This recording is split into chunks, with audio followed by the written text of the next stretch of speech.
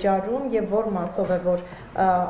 դուք էլ օրինակ մտածում եք այդ մասին եւ գուցե նախաձեռնություն լինի որ եկեղեցին հարկային դաշտում հայտնվի։ Ճիշտ ասած նման քննարկում եւ նախաձեռնություն այս բանը չկա։ Հարկեր վճարում է։ Չէ, ես հարցնում եմ որ մասով է այս բային եկեղեցին հարկեր։ Չէ, իշխանությունը բարբերաբար է խոսել այդ մասին, հիմա էլ խոսում է։ Նկատում եմ ես այս բանը ասում, ես ինքս էլ որևէ քննարկման չեմ մասնակցել, նման քննարկում Դուք հայրաքելական եկեղեցու հետևորդ եք։ Այո։ Եվ ինչպես եք վերաբերում այս օրերի եկեղեցու նկատմամբ իշխանության տարբեր ներկայացուցիչների, այդ թվում եւ երկրի վարչապետի գրառումների վստահ կարծում եք դա պետք նախագահի կողմից Եվ քաղաքական թիմի անդամ եք, պիտի կիսում եք, հա, բոլոր այդ գրառումները։ Ես որևէ կուսակցության անդամ չեմ նախսենյակի քաղաքական թիմի։ Երկրորդն էլ դա չեմ կարծում պետք նախագահի մեկնաբանության հարց է։ Դա քաղաքացի որպես ինչպես եք վերաբերվում, որպես հայ քաղաքացի։ Արգելից հիմա ես որպես պետք նախագահ այստեղ կանգնած ձեր հարցերին եմ պատասխանում, հետեւաբար թույլ տվեք չմեկնաբանել դա, որովհետեւ դա իմ աշխատանքը չէ։ Արգելից նորից նույն հարցն եք տալիս, ես նույն պատասխանն եմ կրկնելու։ Ներավ եւ որ ասում են որ պետք է թափանցիկություն ապահովի եկեղեցին, ի՞նչ նկատի ունի, եթե եկեղեցին հարկեր վճարում է, թափանցիկություն ասելով ինչ են ասում, դες այս հարցը չի հետաքրքրում։ Եվ ինչ անհրաժեշտություն կա։ Անկեղծ ասած չեմ լսել ինչ կոնկրետ ինչ թափանցիկության մասին է, հարկերի վերաբերյալ թափանցիկության մասին։ Ես իմացի հետ կապված եկացեք պարոն Հակոբյան, եկեղեցի հարցը տրված է, պատասխանը։ Հա, հարկերի վերաբերյալ թափանցիկության մասին է կապված եւ առասարակ ասում են անկեղծ ասած այս պահին որ ասեմ հստակ տիրապետում եմ թե որ անթափանցիկության կամ թափանցիկության մասին է խոսքը, այն մասով ինչ մասով որ եկեղեցին հարկ վճարում է, այդ հարկերը վճարում է։ Որևէ խնդիրներ չկա հարկ վճարում։ Այս պահին որևէ խնդիր, այսինքն իմ պետական եկամուտների կոմիտեի նախագահ եղած ժամանակաշրջանում նման խնդրի չեմ առնչվել, բայց քանի որ հարցը բարձրացնում եք, ավելի մանրամասն փորձենք հասնել, եթե նման խնդիր կա։ Այսինքն անհիմն է քննադատությունները, եթե հարկերը վճարել, անհիմն է քննադատությունները, մեղադրանքները, այսինքն եկեղեցին հարկերը վճարում, ամեն ինչ նորմալ է։ Հարկերի մասին վերջի շրջանում ճիշտ ասած խոսակցություն որպես այդպեսին ես չեմ հիշում, որ եղած անցած տարի ես պետական եկամուտների կոմիտեում չեմ եղել։ Առանձին պատգամավորներ հիմա էլ են խոսում, դուք տեսնում եք անհրաժեշտություն ուսումնասիրել եք հարկերի վճարման բանը, եկեղեցու հետ կապված պարտականությունները եւ ինչ որ խնդիր է ստեղ կարծում։ Տեսեք, մենք վարչարություն ենք իրականացնում, եթե վարչարության ընթացքում կնկատենք որևէ խնդիր, այդ համապատասխան գործիքակազմով կտեղեկացնենք, կհուշենք մեր եկեղեցուն, որ այս խնդիրները կան, խնդրում ենք շտկեք։ Այսինքն այս բանի կարող ենք արձանագրել, որ այդպիսի խնդիր ձեր վարչարությամբ չի։ Ես ասացի չեմ առնչվել այս ընթացքում իմ կառավարման, բայց եկեղեցին հակ վճարում մասով Ես ասացի, որ ինքս այտենց մանրամասն չգիտեմ, թե որ մասով է վճարում եւ որ մասով ոչ, այն մասով, որ առևտրային գործունեություն է իրականացնում, այդ մասով պարզ է, որ պետք է վճարի։ Այն մասը, որ իր հիմնական եկեղեցական գործունեությանն է վերաբերվում, այդ մասով հարկեր որպես այսինքն վճարում է առևտրային գործունեության մասով եկեղեցի վճարում, երբ որ հարկ է, չէ, վճարում նման միտք եք արտահայտել։ Ես ասել եմ, որ հարկերը պետք է վճարենք, որպեսզի կարողանանք լիարժեք երջանիկ դառնալ։ Պարոն Հակոբյան, դրանում է կայանում է քաղաքացիների երջանկությունը։ Հարկատու գիտեմ հարկերը վճարում է, բայց այնքան է։ Իսկ երջանկությունը ինչպես եք սահմանում դուք։ Երջանկությունը օրինակ ոչ բարձր հարկեր, օրինակ ինչպես մտավ շրջանառության հարկը, հաստատ դա չի երջանկացրել ոչ։ Տանում եք նյութական դաշտ։ Ես ավելի հայեցողական հարց եմ բարձրացնում։ Բայց նյութական աշխարհում Չէ։ Դա դուք եք նյութական աշխարհում ապրում եւ անկեղծ ասած խորհուրդ կտամ հոգեվոր կյանքով էլ ապրել ձեզ։ Դուք հասկացաք ես ինչ նյութականության վերաբերյալ։ Պարզ է, ես հարկ վճարելու մասին երբ որ խոսում եմ, տեսեք, ես ասում եմ հարկ վճարելը դա պետք է սկսենք դիտել որպես ներդրում մեր կողմից։ Ներդրում մեր մեծ ընտանիքի բյուջե, մեծ ընտանիքի բյուջե ասելով ինչ է, այսինքն օրինակ ես ձեզ բոլորիդ վերաբերում եմ իմ ընտանիքի անդամ։ Եթե ես ձեզ բոլորիդ վերաբերում եմ ընտանիքի անդամ, յուրաքանչյուրս իր ներդրում պիտի ունենա այդ ընտանիքում, որպեսզի կարողանանք ընդհանուր շահերից բխող գործողություններ անել։ Տարբեր բաներ վարչապետն էլ վերջի ելույթի ժամանակ նշեց. կրթություն, առողջապահություն, ճանապարհներ, անվտանգություն, բազմաթիվ բաներ, առանց որոնց երջանկություն ունենալը անհնար է։ Բայց տեսեք, Տեսեք, դուք հիմա ինձ վճարում եք, տեսեք, կա տարբերություն ճիշտ է։ Աշխատավարձ եք ստանում եւ հարգվում եք նույն, հարկային օրենսգրքով եւ բանով, ինչ որ մենք որոնք ովքեր ստանում են օրինակ ավելի ցածր աշխատավարձ, հետեւաբար այդ հավասար ընտանիքի մոդելը չի պահպանվում։ Տեսեք, հետաքրքիր հարց եք տալիս, բարձր աշխատավարձի մասին չքննարկենք, թե ով ումից ինչքան շատ է ստանում, յուրաքանչյուր մարդ իր բարձր աշխատավարձի իմ աշխատավարձերը ճիշտ ասած հրապարակված են։ Չգիտեք թիվը։ Հայտարարագրում հրապարակված են, կարող եք հանգիստ տեսնել։ Ամսական 1.7 միլիոնի շրջանակներում։ Շուրջ 2 միլիոն փոխանցում։ Չէ, տեսեք։ Դրանք ամեն ինչ հերթով, դրանք ընտանիքի անդամները ամբողջը հրապարակված են, իսկ ինչ վերաբերում է հարկին, լսեք, հարցը տալիս եք, լսեք, որպեսզի պատասխանեմ։ Ինչ վերաբերում է հարկին, յուրաքանչյուրն էլ իր ստացած աշխատավարձի եւ եկամտին համեմատորեն պարզ է, որ ավելի շատ է վճարում։ Այսինքն, եթե օրինակ ձեր աշխատավարձը ավելի ցածր է, քան իմը կամ հակառակը,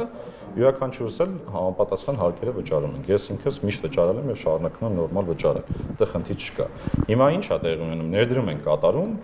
եւ այդ ներդրման արդյունքում ձևավորվում են հանրային բարիքներ, որոնց մասին նշեցի, առանց որոնց երջանիկ լինելը անհնար է։ Հիմա այս ընկալման մասին է խոսքը։ Ես չեմ ասում հարկ վճարելն է երջանկություն։ Ասեմ հարկի վճարման արդյունքում մենք հասնում ենք լիարժեք երջանկության ոչ թե մեր համար առաջին հերթին, այլ բոլորիս համար։ Բանադեպյան վերջերս պաշտոնապես հայտարարվեց, որ վարչապետի տիկինի իր շարժումը կրթվել է նորաձև է, փաստորեն իրականացում է պետբյուջեի հաշվին, դա պաշտոնապես հաստատվեց։ Այստեղ որևէ դուք խախտում չեք տենում, նորմալ եք դա։ Անկեղծ ասած ես տեղյակ չեմ ինչ միջոցների հաշվին է դա տեղի ունեցել։ Մենք եկամուտներ ենք հավաքագրում կամ ապահովում ենք հարկվճարողների կողմից մուտքը մեր պետական բյուջե, ծախսային ծրագրերով չենք զբաղվում։ Դրա համար տեղյակ չեմ ինչ ծախսերի մասին է խոսքը։ Կառավարության դուք հավա եկեղեցու հետևորդ եք եւ մի րոպե հերթով։ Դուք մի քիչ առաջ հարց տվեցիք, հիմա լսենք գործընկերը չէ, հետո վերադառնանք ձեզ։ Հետևորդ եք ասացիք եւ վստահաբար այցելում եք եկեղեցի։ Դուք երբ որ եկեղեցի եք գնում, եկեղեցին ձեզ համար չուլայանոց է, որտեղ օրինակ տեսել եք կոշիկներ կամ կառավար վարչապետի բառապաշարով ասած։ Ես այնտեղ որտեղ որ այցելել եմ, չեմ տեսել անձամբ, եթե նման արտահայտություններ են եղել, ենթադրաբար ինչ որ տեղերում ինչ որ բաներ են նկատվել, դրա համար է արտահայտություն եղել, բայց ելի եմ ասում, դա իմ մեկնաբանության հարցը չի։ Կառավարության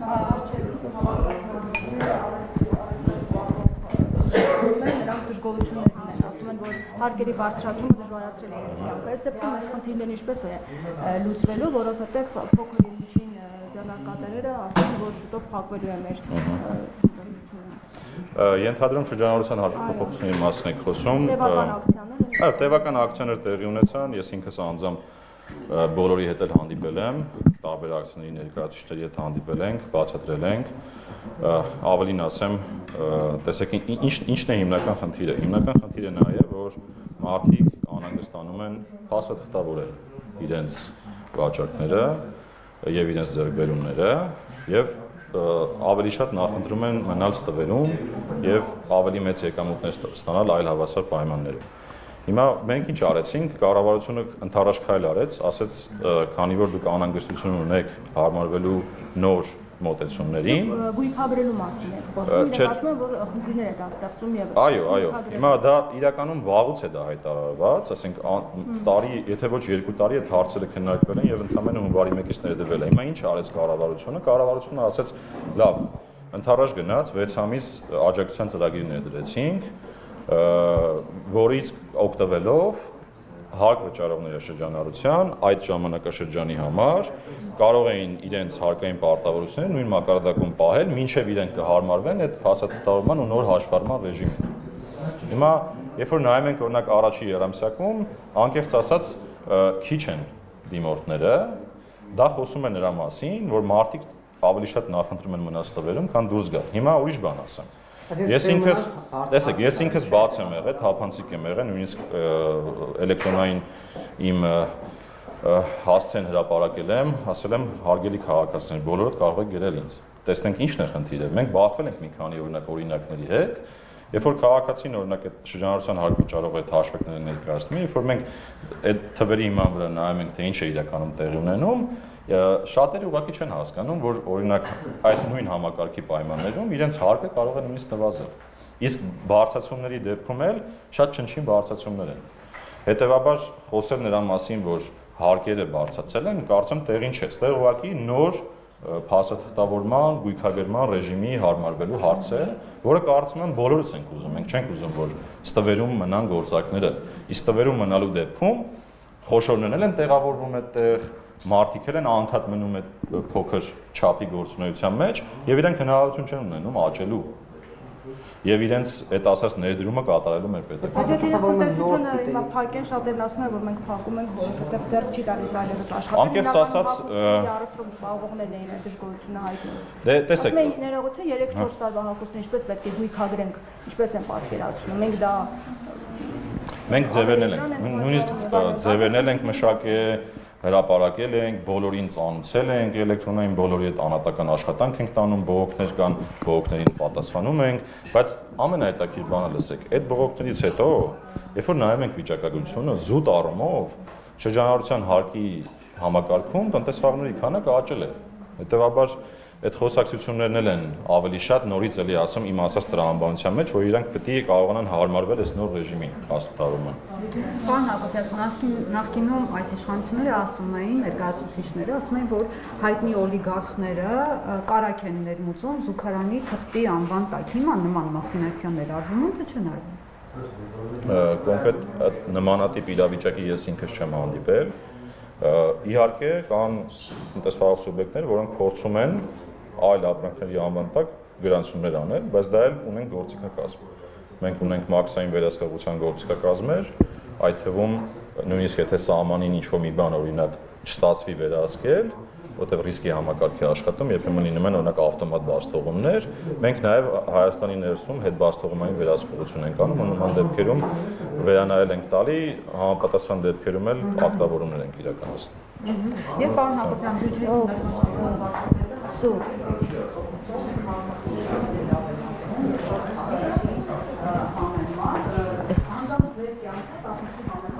Ախեք համակի օպերատորը։ Կոկորը։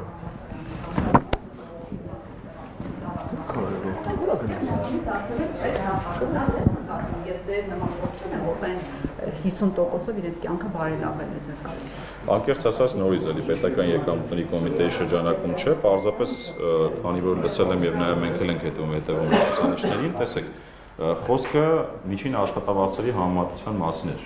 ինչ որ վարչապետը հնչեցրել է։ Այո, երբ որ նայում ենք միջին աշխատավարձերին, աճեր կան, այսինքն միջին քաղաքացին Հայաստանի Հանրապետությունում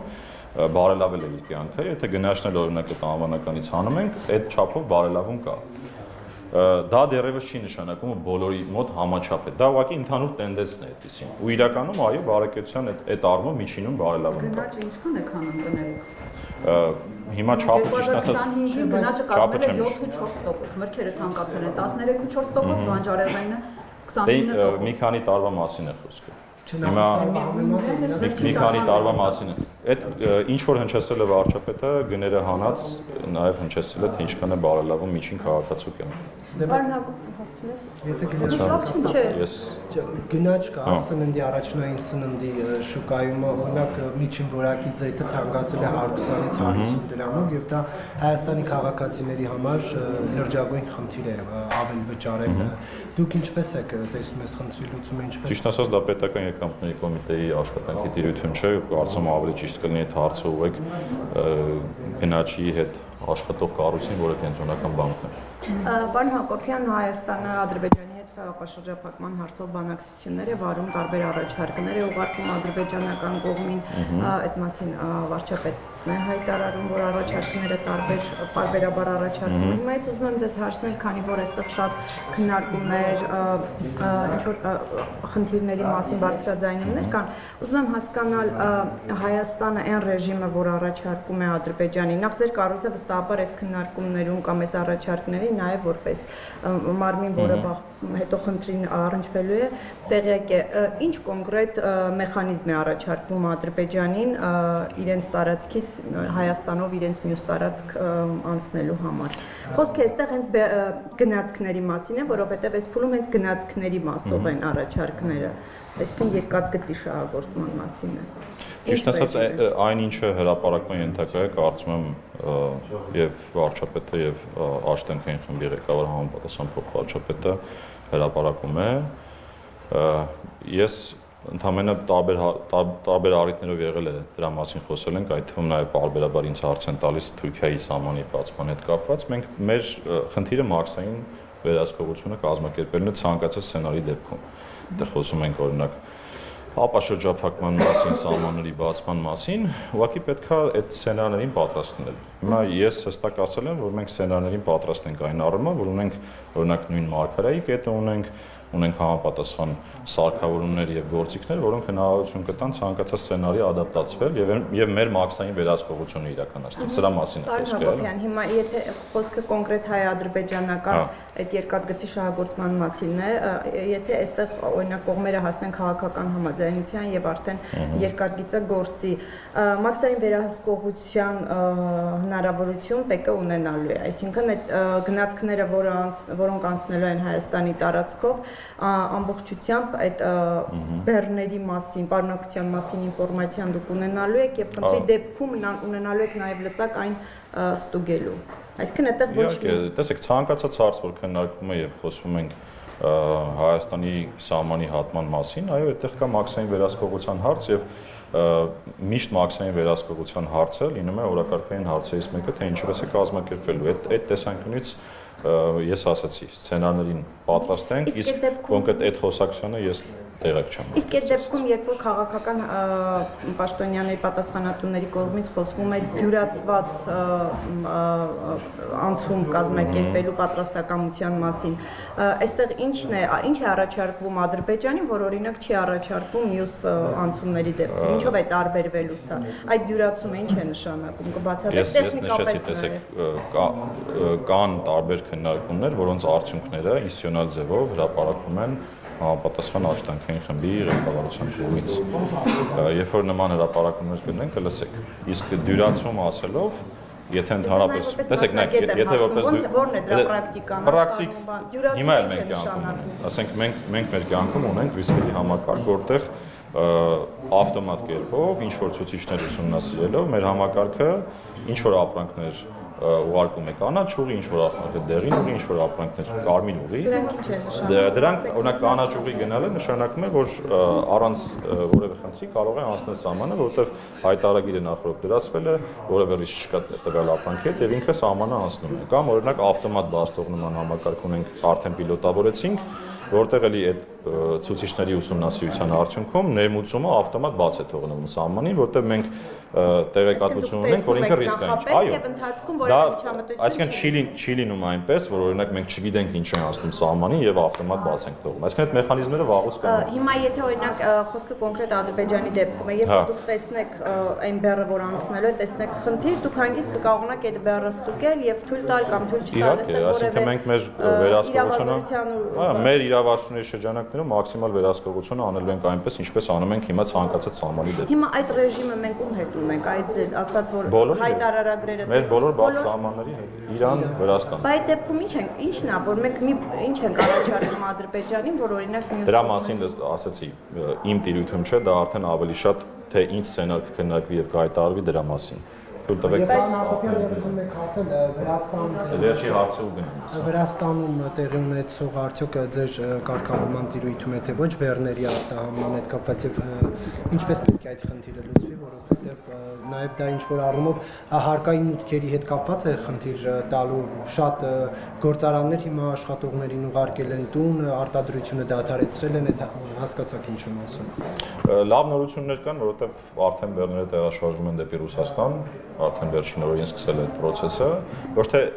ինքը բազմակողմանի հարց է։ Այսինքն երբ որ մաքսային սահմանով անցնում է, ինչ որ տերմինալով վերահսկողություն են իրականացնում եւ եթե ինչ որ ապրանքի մեջ փորձակնություն անելու կարիք կա, հիմա փորձակնության մասին է, այսինքն Վրաստանի մեր գործընկերները փորձակնություն են իրականացնում եւ այդ փորձակնության արդյունքներով հասկանում են ինչ անեն, բայց լավ նորությունը նա է, որ արդեն հոսք կա։ Այսինքն ինքը ոչ թե Պեկի տիրույթի հարց է որպես այդպեսին, այլ Պեկին առնչվում է այնքանով, որ ինքը սահմաններ է հատում եւ մաքսային վերահսկողության շրջանակներով է անցնում։ Բայց եթե Վրաստանի տարածքում չի իրացվել օրինակ այդ կոնյակը, ինչ կարիք կա ուսումնասիրել։ Ընդհանրապես տեսեք, սովորաբար տարանցիկ ռեժիմների դեպքում համեմատաբար մեղմ են լինում։ Ժամանակ առ ժամանակ տվյալ երկիրը իր հայեցողությամբ որոշում է ինչ որ փորձակնություններ անել։ Հիմա այս պահին այդ իրավիճակում ենք։ Շնորհակալություն։